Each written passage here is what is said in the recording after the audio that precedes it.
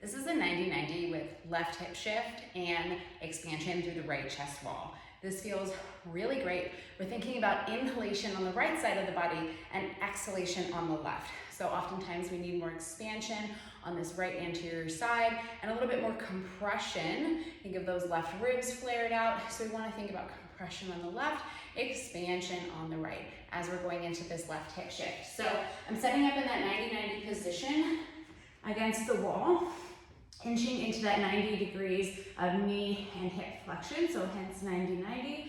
And I'm gonna think about dragging down on the heels to elevate and scoop the pelvis under just slightly. In this position, I'm gonna think about the right knee shifting longer than the left. So I'm bringing this left hip back in space, hence the left hip shift. We want to do so without crunching down and hiking this left hip. So you want to think about that femur being pulled back in the socket, and I'm holding this position. So my left heel is really dragging down, and I'm feeling this left hamstring, left inner thigh. You can even place a yoga block here to hold that position. My right leg is connected to the wall, but definitely more effort here on that left. I'm going to take my right arm, drive my elbow into the ground, and as I inhale, I'm going to think about inflating on the right side and exhale, compress on the left. So this left ribs, we feel those left ab walls, feel the back side of the body sort of melt into the ground. So think inhalation and inflation on the right, and exhale,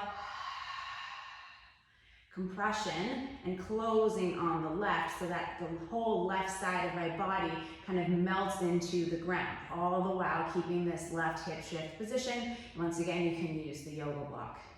Inhale, exhale.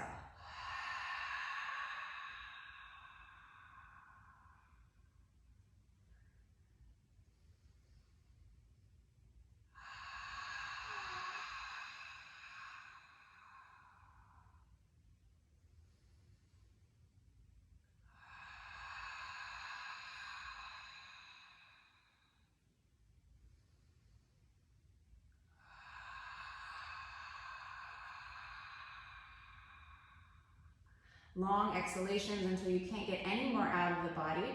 Good exhale sets us up for a good inhale and creating that expansion and stretching from the inside out. In this position, you can also take a supinated reach on the left side if you want to drive some additional posterior expansion on the back of the left shoulder. I'm going to do a couple more breaths.